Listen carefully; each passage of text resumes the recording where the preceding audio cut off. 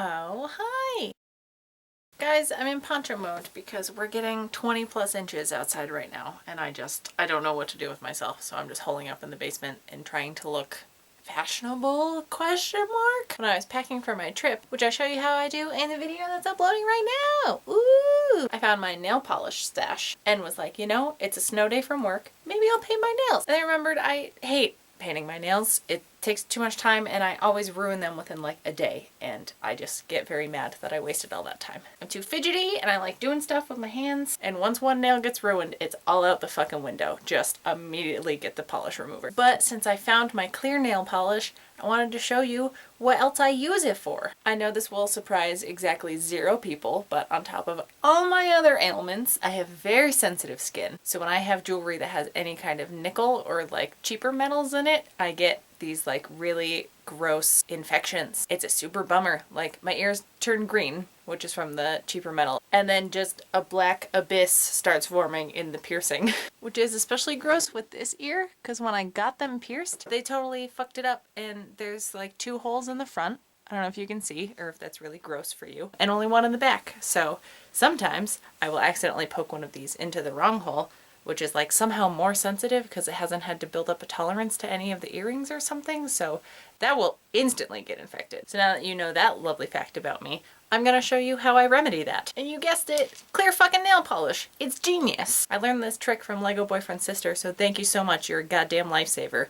I wouldn't be able to wear earrings without this. So a thing I've learned is even some earrings that say they're hypoallergenic only need the stud, and then the decorative bit is not made with hypoallergenic metals. I do not understand. All I do is paint thin coat of the clear nail polish, making sure none of it builds up, or else it's gonna make the stud a thicker gauge and it might not fit through your ear hole. I also make sure I slather where the stud touches the decorative bit and then cover the back of the decorative bit with the nail polish. Rule of thumb is just any part that may touch your ear. I usually use little rubber backings on my earrings for this exact reason, but if there are metal backings, go ahead and hit those with a coat of it too. While we're on the jewelry train, this technique also works for rings. If you're like me, and this may just be indicative of how little money I spend on jewelry, and you get that green line from wearing certain rings for too long, this will remedy that shit too. This next one is also technically jewelry, but it doesn't have to be, just whatever you end up making a shrinky dink into. And fuck buying the actual shrinky dink plastic. I have videos on how to make your own. But when I make shrinky dink designs, I usually use mechanical pencil and then color everything in colored pencil because everything gets so little, and that's the best way to keep as much detail as possible. Problem is, then you have a bunch of pencil marks very densely colored, and if you want the shiny side facing out, if you're wearing it, then the colored side is going to be touching you and it may rub off. So the best way to coat that is clear nail polish. Now to stay on the fashion train but switch tracks a little bit, clear nail polish won't reseal holes in tights. This is how you wear fishnets, right? Ooh, so sensual.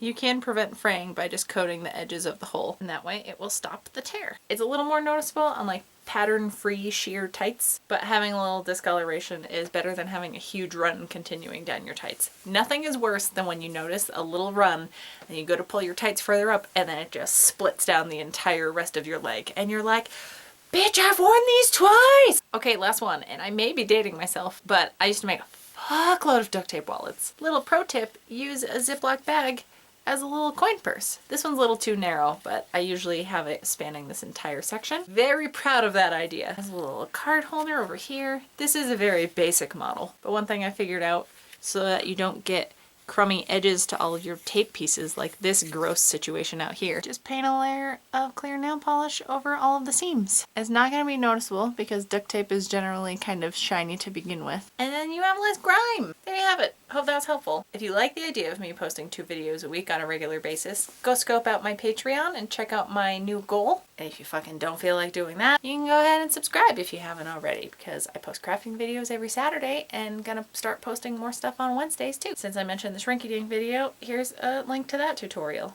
And actually here's a second shrinky dink tutorial, but like a much easier version. I'll see you guys on Saturday where I show you what the fuck this thing is.